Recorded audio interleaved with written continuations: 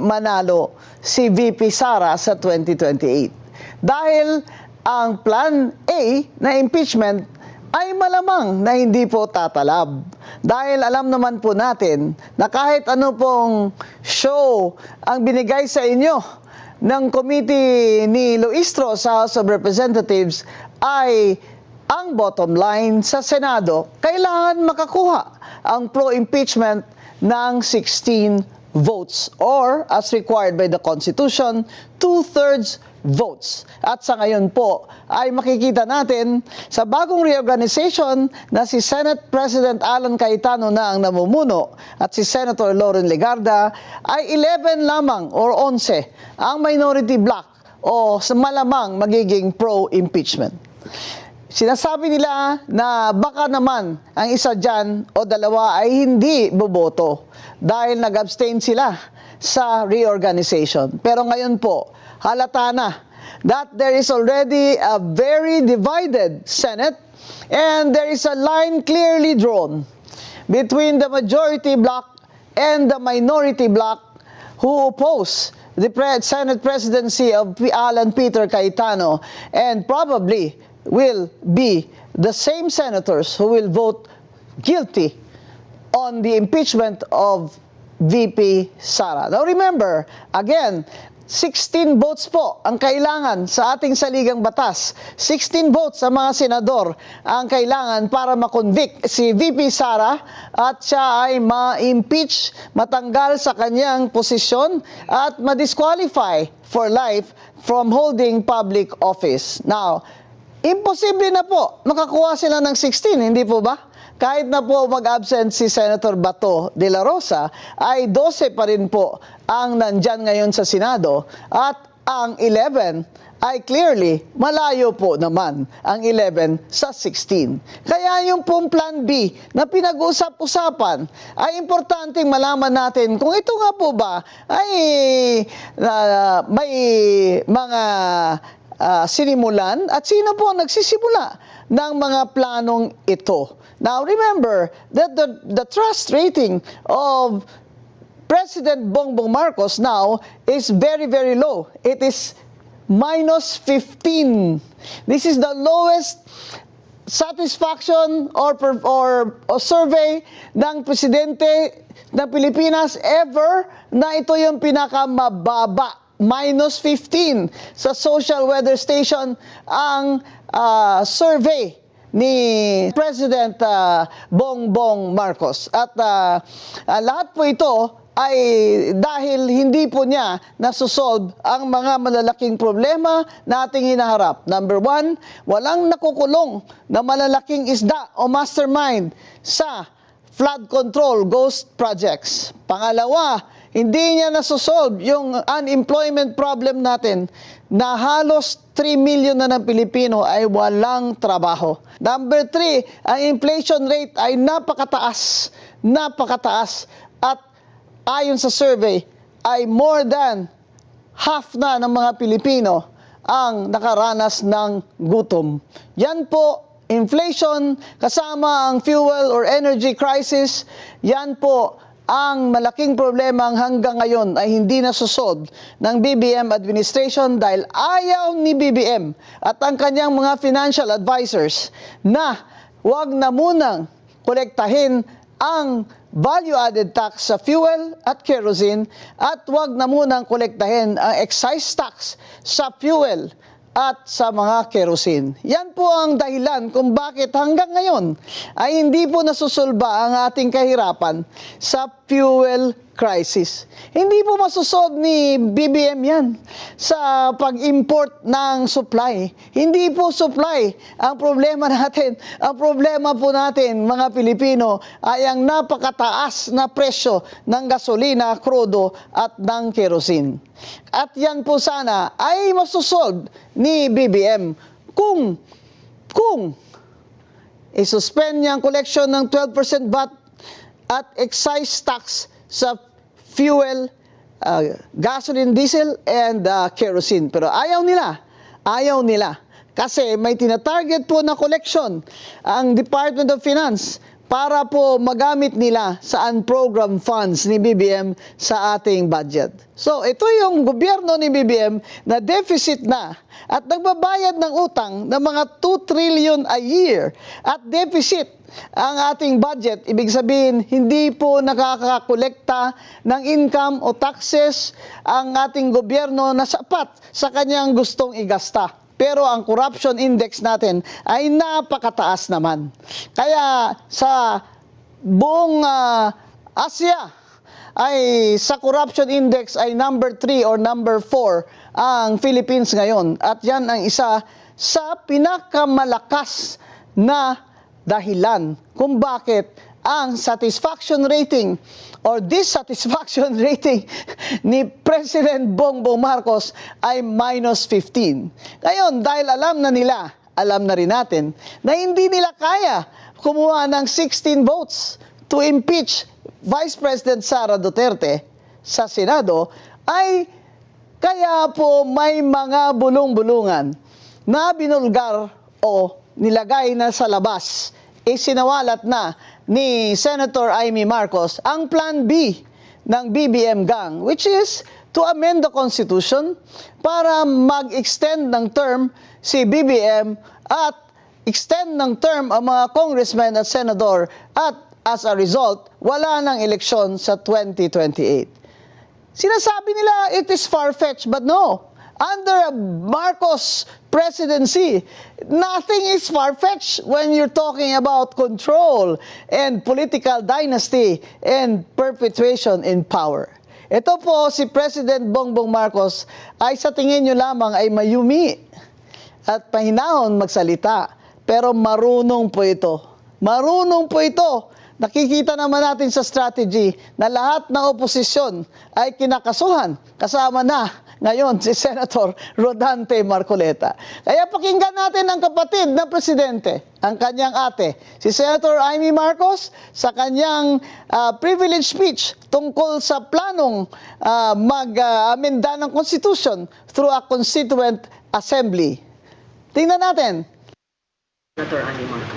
Thank you very much. Magandang hapon po, Madam President, our Majority Leader, the ladies and gentlemen of the Senate. I rise today on a matter of personal and collective privilege to address a pressing issue of utmost national importance. For far too long, our Filipino people have been left uncertain, confused, deliberately kept in the dark regarding the true intentions behind the continuing and increasingly belligerent efforts to append the new Senate leadership and worse, to amend the Constitution.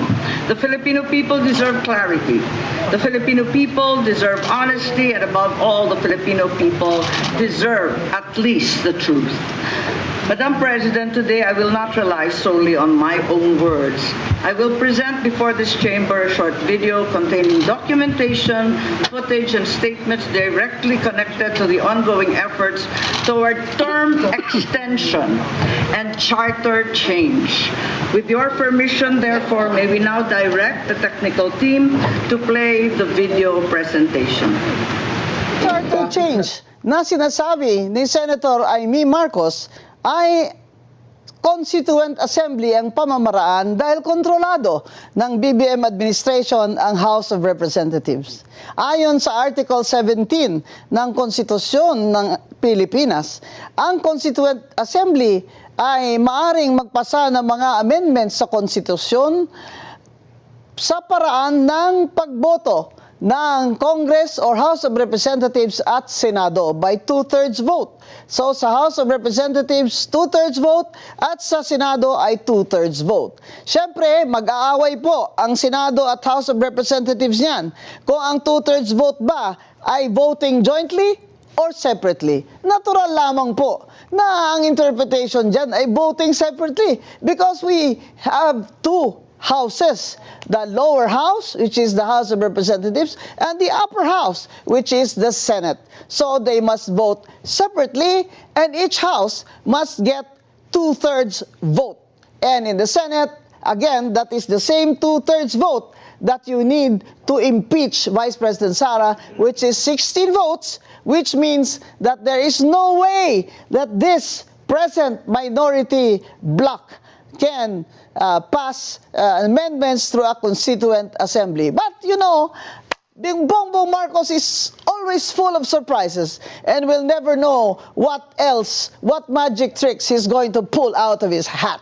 Remember, a constituent assembly, after po bumoto ang House of Representatives at ang Senate separately na makakuha man sila ng 2/3, kung makakuha sila, ay kailangan po may ratification pa ng mga amendments na yan na ibobotohan ng mga tao. Kaya kung po sinasabi na anong magic tricks, because dumaan po ako sa martial law ni President Ferdinand Marcos, our dictator, who was very, very bright, number 1 in the bar, UP College of Law, very, very bright, such that he wanted to be a dictator, but he termed it a constitutional dictatorship. So pinamindahan niya ang konstitusyon and had his own provisions in the Constitution na meron siyang amendment number 6, which was his power to make laws by himself na wala ang batasang pambansa. Pero naalala ko, paano ba nila ni-ratify yung konstitusyon ni Ferdinand Marcos? Alam nyo ba ang mga kwento doon? Ang mga tao, binibidyo, pinipicturan sa mga assembly sa barangay at tinanong, siyempre mga tao, kami, pagka-raise ng vote ng hands, yan na, by overwhelming vote, ratified na ang konstitusyon ng Pilipinas, ng bagong constitutional dictatorship ni Marcos. At nang umakyat man ito sa Supreme Court, ay panalo pa rin si Marcos. Kaya sinasabi ko sa inyo na sabihin ba nila, masyado kaming suspityoso? Hindi po kami suspityoso. Kami po ay kinakabahan dahil dumaan na kami sa unang martial law ni Ferdinand Marcos at hindi po yun namin makakalimutan. Pero ano na po ba ang nangyayari ngayon? Hindi po ba para bang disguised na martial law itong mga nangyayari sa atin? May mga oposisyon na senador at na iba pa na ngayon kinakasuhan na. Isa-isa, hindi lamang isa-isa, kundi successively o sunod-sunod. Ngayon, isasali na nila si Senator Rodante Marcoleta. Sabi, lalabas na daw ang plunder charges laban kay Jinggoy. At ikakasuhan din si Cheese Escudero. At kakasuhan pa ni NBI Attorney Matibag si Vice Mayor Attorney Respicio for inciting to sedition. Alam nyo, ang nakakatakot talaga nung panahon ng martial law ay basta na lang po dadamputin kayo. At wala namang arrest warrant, wala. Ito naman ngayon siguro, meron naman silang iproproduce na warrant. Pero may nabasa po ako na isang post ng kaibigan ni Senator Bato na may dumating na mga 20 na NBI agents sa bahay niya at sinisearch yung bahay niya na walang dalang search warrant. Kaya ito po ba ay hindi ba ito labag sa batas? Pero parang baliwala na lang sa NBI ngayon kung ang ginagawa nila ay hindi tama o hindi ayon sa batas dahil napakalakas naman po ng sandalan siguro ni Attorney Matibag. Nakasandal siya sa pader. Ang kinatatakutan po natin ngayon ay yung persecution, hindi lamang doon, kung hindi yung parang pananakot na sa mga citizens na tumututol dito sa pamaraan ng BBM administration. Kaya ang freedom of speech po ay napakahalaga sa ating lahat. Na ito ay hindi dapat makapture o masakop ng administrasyon by co-opting the owners of media companies. Kaya po maganda na meron tayong social media kung saan ay kanya-kanya tayo publish ng ating mga opinion at wala pong makapagdikta sa atin na management at wala pong magpa-prior restraint sa ating mga sasabihin dahil yan po ay karapatan natin ayon sa ating konstitusyon, ang freedom of speech and expression. Balik po tayo doon sa pahayag ni Senator Amy Marcos. At bakit po niya nasabi na itong Plan B ng BBM Gang ay is already in place, na ito'y gagawin nila through a constituent assembly. Napanayam po namin si Mr. Lito Banayo na dating chairman ng ating Manila Economic and Cultural Office sa Taiwan. Isa po siyang batikan na political strategist at political analyst. At nakatulong na po siya sa 7 kandidatong pagka-presidente. Sa 7 yun, 4 po ang nanalo. Kaya tingin ko may karapatan ito si Lito Banayo. And I know him personally na hindi po siya nagsisinungaling. At nung napanayam po namin siya, ay sinabi niya na ito po yung mga nakausap niya. Si Senator Lacson, si Senate President Soto, ito po yung mga nakausap niya at pinag-usapan nila ang pag-aminda sa Constitution through a Constituent Assembly. Dahil po noong una, galit na po yung ilang senador niyan na bakit po sila binibintangan. Pero kung makita natin sa mga footage ng Senado, ay inamin naman po ni Senator Ping Lacson na nandun siya sa meeting na yon na pinag-usapan ang Constituent Assembly. Pakinggan natin, panoorin natin si Mr. Lito Banayo. Pagpasok ko dun sa Soler, nandun yung mga security ni Senate President. At that time, Senate President pa si Tito Soto. Akala siguro, sabi niya, kasali ako dun sa meeting. Kasi nga, lagi naman kami magkasama. Sir, dito ho, pumasok naman siya. Pagpasok niya doon, sabi niya, ang nakita niya, si Speaker Boji D, kasama si Deputy Speaker Ferdinand Hernandez, si Senate President Tito Soto, at yung Secretary of the Senate, si Dong Mendoza. Meron pa raw isang tao pero hindi naman niya kilala kung sino. So hindi niya sinabi sa amin kung sino. Tapos sinabi niya, ang pinag-uusapan nila, yun nga, Constituent Assembly to revise or amend the Constitution. No? Tapos, sabi niya, ang plano daw, ang proposal daw is to elect senators by region. So, sabi niya, pinag-uusapan nga kung 2 o 3 per region.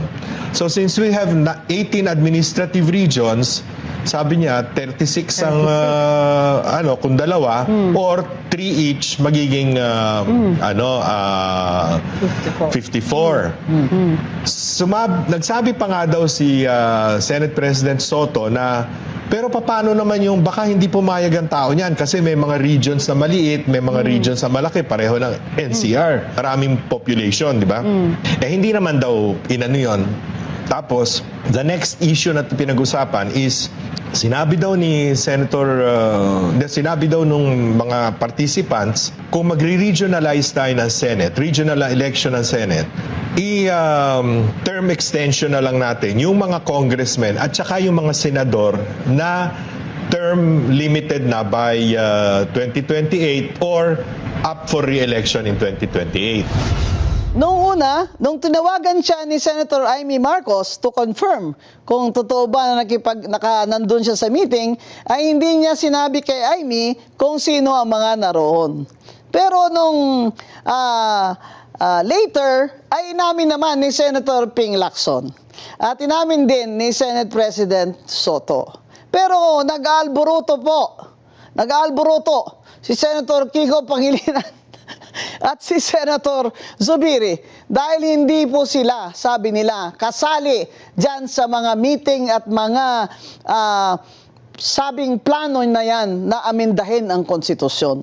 Galit na galit po si Senator Zubiri dahil naniniwala naman ako na hindi naman siguro niya gagawin yun. Kasi kilala ko naman siya personal, parang hindi naman siya papayag doon. But we'll never know. As I said, under the BBM administration, we'll never know what magic tricks BBM and his gang will pull out of his hat. But look at Senator Kiko Pangilinan. Galit na galit. I have never seen him so angry. And in this week alone, he was angry 2 times. 2 times. Galit siya, sigaw siya kay Senator Robin Padilla na muntik na magsuntukan doon. Tapos ngayon, sigaw na naman siya to object na hindi siya kasali dyan kung totoo man yan. At in fact, I saw that he was objecting, talking loudly at the same time as Senator Ping Lacson was speaking, such that Senate President Loren Legarda had to caution him and assure him that she will never do that to him, that she will never deprive him of his time or his turn to speak. It was the manifestation of the presiding officer, the Madam Chairperson, that after Senator Lacson, I be allowed to speak, Mr. President. Are we now curtailing my right to speak, Mr. President? Madam Chair, We are can not I answer able to that? ask questions as to why we are amending the rules. We are not able to ask questions as to who they wish, Madam Chair, may I answer? who will benefit from the amendment to the rules. For the Is this kind rule, Mr. information President? of Is the- this rule, Mr. President, for I was Senator about to Bato, who is not recognize here? Senator We would Pangilinan. like to raise these valid questions, Mr. President, before we go into a vote, Mr. Madam Chair. President. Yes, These, Madam we should not be... How can ar- the presiding officer recognize Senator Pangilinan? Please know that I would never curtail your right to speak. Just as in 2004, I believe you were seated, and I was a vice presidential candidate of FPJ then, and my microphone was closed.